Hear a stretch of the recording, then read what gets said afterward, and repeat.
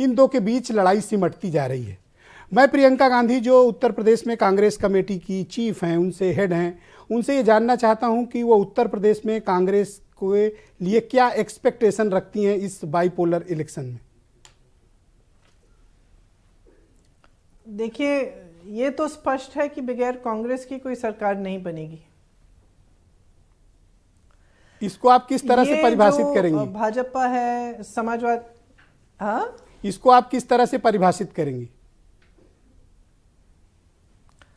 देखिए, मेरा मानना ये है कि चाहे समाजवादी पार्टी हो चाहे भाजपा हो, ये एक ही बिसात पे खेल रहे हैं। इनकी नूरा कुश्ती चल रही है। अगर आप देखें 5 सालों से कहाँ थे ये? समाजवादी पार्टी के नेता कहाँ थे? बसपा के नेता कहाँ थे? दिख ही नहीं रहे थे। सारे मुद्दे कांग्रेस ही उठा रही थी। मैडम, मैं लौट कर आता हूं और आपने एक बात अधूरी छोड़ दी थी, उस बात को कृपया पूरा करें। आपने कहा कि बिना कांग्रेस के कोई सरकार नहीं बनेगी। What do you mean? जी, मेरा मतलब है कि ये परिस्थितियां ऐसे बनेंगी, आप देखेंगे। अच्छा, मैं एक सरकार बनने में कांग्रेस की मदद की जरूरत पड़ेगी। मैं एक काल्पनिक सवाल आपके समक्ष प्रस्तुत करता हूं और उसका वास्तविक जवाब आपसे एक्सपेक्ट करता हूं। काल्पनिक सवाल यह है कि अगर बहुमत नहीं आता है तो आप अखिलेश यादव के खुद को करीब मानती हैं या मायावती को खुद के ज्यादा करीब मानती हैं? देखिए, जब समय आएगा और ऐसी परिस्थितियां बनेंगी तब ये तय करेंगे कि क्या करना है। अब कौन ज़्यादा करीब है नहीं है, ये तो मुझे लगता है कि अब कहना उचित नहीं है। ये हमारे करीबी पे नहीं सवाल उठेगा, ये सवाल उठेगा कि राजनीति किस तरह से खुलती है और चुनाव के बाद क्या रिजल्ट आते हैं। आपका स्वाभाविक अलाई कौन है उत्तर प्रदेश में? आप तो दोनों पार्टियों के साथ भाजपा कांग्रेस चुनाव लड़ चुकी है, समाजवादी के साथ भी। मैं ये स्पष्ट करना चाहती हूँ कि जो भी है, भाजपा का समर्थन हम कभी नहीं करेंगे। ओके, आपका अनुभव दोनों के साथ है, बीएसपी के साथ भी है, समाजवादी के साथ भी है। किसके साथ आपका अनुभव ज्यादा खराब है? जी,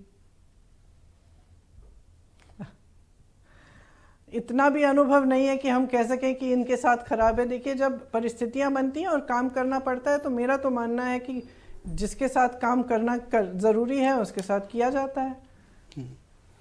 अगर यूपी की पॉलिटिक्स में मैं कुछ नाम आपको गिनाऊं तो आपको लगता है कि इनमें से कौन ज्यादा बेहतर नेता है? मैं 2 नाम रखता हूं आपके समक्ष, एक अखिलेश यादव का और दूसरा मायावती का। अब देखिए, आप मुझे मैं समझती हूँ कि दोनों में अलग अलग क्वालिटीज हैं, दोनों अपने स्तर पे अच्छे नेता हैं। जी, कांग्रेस की जो विचारधारा है उसमें इन दोनों नेताओं को आप उस विचार में कहां पाती हैं? दोनों की राजनीति के बारे में मैं काफी एक दूसरे स्तर पर आलोचना भी कर सकती हूँ। जी, समाजवादी पार्टी ने अभी 2 बड़े अनाउंसमेंट किए, 300 यूनिट बिजली फ्री और पुरानी पेंशन बहाली। मैं प्रियंका गांधी की इस पर ओपिनियन जानना चाहता हूं। देखिए, हमने कई घोषणाएं की हैं। हमने भी एक घोषणा की है कि बिजली बिल हाफ होंगी और जो कोरोना का बकाया है बिजली बिलों का वो भी माफ़ किया जाएगा। तो मैं समझती हूँ कि जो भी घोषणाएं पब्लिक के लिए और पब्लिक की भलाई के लिए की जाती हैं, चाहे वो विकास के लिए हो, वो अच्छी घोषणाएं हैं। तो ये विकल्प आप खुला रखती हैं कि गैर बीजेपी सरकार बनाने के लिए अखिलेश या मायावती किसी को आवश्यकता होगी तो प्रियंका गांधी तैयार हैं? डन? ऐसा कह सकते हैं कि अगर परिस्थितियां बनेंगी तो देखा जाएगा। मैं ये भी कहना चाहती हूँ कि घोषणा करना आसान है, लेकिन इनको पूरा करना ये एक दूसरी बात है। और मुझे लगता है कि जिस तरह से कांग्रेस को गवर्नेंस का अनुभव है, इन पार्टियों को बिल्कुल नहीं है।